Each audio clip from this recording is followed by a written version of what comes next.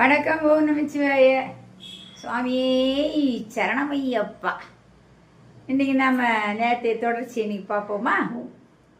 நேற்று என்னாச்சு? சிவபெருமான் தலையிலே கை வைக்கணும்னு அந்த அரக்கன் வராரு. அவர் வரும்போதே சிவபெருமான் ஓடி ஒளிந்து விட்டார்.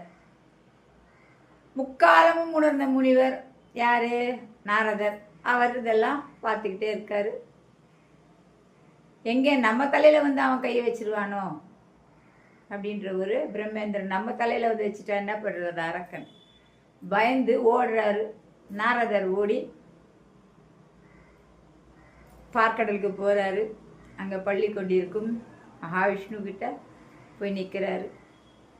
என்ன நாரதா இப்படி ஓடி வர, என்ன விஷயம் அப்படின்னு அவர் கேட்குறாரு.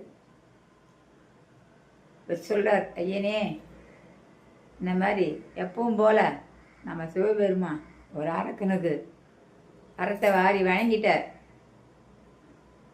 தலையில் கை வச்சா பஸ்மம் ஆயிடுவான். அவர் சிவபெருமான் தலையிலே கையை வைக்க வந்தான். அவர் மறைந்து விட்டார். இப்போது அவன் தேடிக்கொண்டிருக்கான். யார் யாரெல்லாம் தலையில வைக்கலாம் கையை அப்படின்னு அவன் அலைந்து கொண்டிருக்கிறான். என் தலையில் கை வைத்து விடுவான்னு பயந்து நான் ஓடி வந்து விட்டேன் அப்படின்னு சொல்றாரு. யாரு? நம்ம நாரதர். உடனே மகாவிஷ்ணுவானவர், அப்படியா, சரி, நானே செல்கிறேன் அவனை அழிக்கிறது. மோகினி அவதாரம் எடுத்து செல்கிறேன்.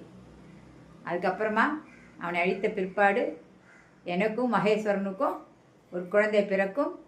அந்த குழந்தையானது பிற்காலத்தில் கலிகாலத்தில் துன்பப்படுவர்களுக்கெல்லாம் துணையாக கலிகாலத்தில் ஏற்படும் கஷ்டங்களை எல்லாம் கடக்க அவன் அணுகுவான். அவனை அணுகினால், அவனை வணங்கினால் நன்மை பெறுவர் அப்படின்னு கூறி மறைந்து விட்டார். அங்கேருந்து வந்தார். நேராக அந்த அரக்கனுடைய மாளிகைக்குள்ளே போகிறார். மோகினி அவதாரம் எடுத்து போகிறார். போய் அவன் முன்னால் டான்ஸ் ஆடுறார். ஆட ஆட அந்த அரக்கன் என்ன சொல்கிறான்? நான் வந்து மனிதர்களை கொன்று தின்று தான் எனக்கு பழக்கம். ஆனால் இவ்வளோ அழகாக இருக்கிற மங்கை நீ, உன் நல்லத்தை கண்டு உன்னை நான் திருமணம் செய்து கொள்ள விரும்புகிறேன். என்னை நீ மணப்பாயா என்று கேட்கிறான். மோகினியும் கட்டாயமாக 3 உலகத்தையும் அடக்கி ஆளும் முன்னே நான் கல்யாணம் பண்ணிக்காமல் இருப்பேனா? எனக்கு உன்னை கல்யாணம் பண்ணிக்க சம்மதம். ஆனால் என்னுடன் நடனமாடி என்னை வெல்லும் ஆண்மகனையே நான் திருமணம் செய்து கொள்வது என்று நான் மனதில் ஒரு வைத்திருக்கிறேன்.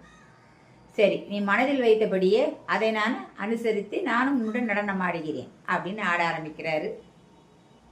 ஆட ஆரம்பித்த பின்னால் நடந்த கதையை நாளை சொல்வோம். வணக்கம்.